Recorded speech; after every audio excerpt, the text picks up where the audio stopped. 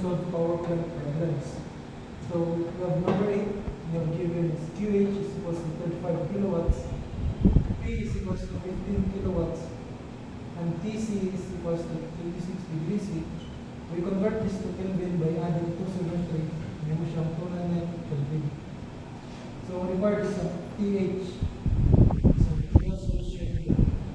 Efficiency is equals to P over QH. So you put out ang value, matay 15 kilowatts over 25 kilowatts. So that's the kilowatts. So mabilin is 0.4286. So we have another solution to get TH. So we have efficiency is equals to 1 minus TC over TH. So what I input ang values, we have 0.4286 is equals to 1 minus 299 Kelvin over TH. So ito na siya shift zone sa itong value. So makakuha ko TH is equals to 523.4 Kelvin.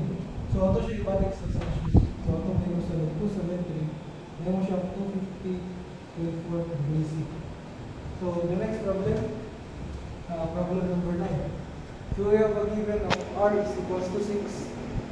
T1 is equals to 20 degrees C. At tapos siya convert to Kelvin. Added to 273. Ngayon siya 293 Kelvin. We have K is equals to 1.4. So required is T2. So ano siya solution na T2 is equals to T1 times R to the power of K minus 1. So natin ito yung input ng values. T2 is equals to 20 times 6 to the power of 1.4 minus 1. So paano ang T2 is equals to 599.8 degree A. Minus ano siya para mabalik sa Celsius of 273. So may mo siyang 327 degrees C.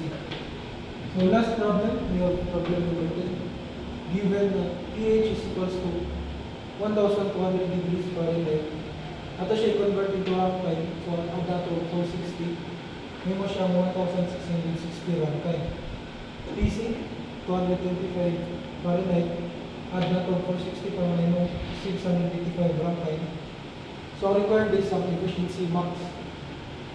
So solution, efficiency max is equals to 1 minus TC over TH.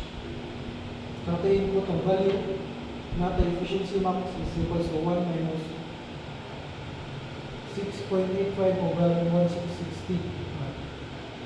So ito, efficiency max karon is 0.587 or 58.7%.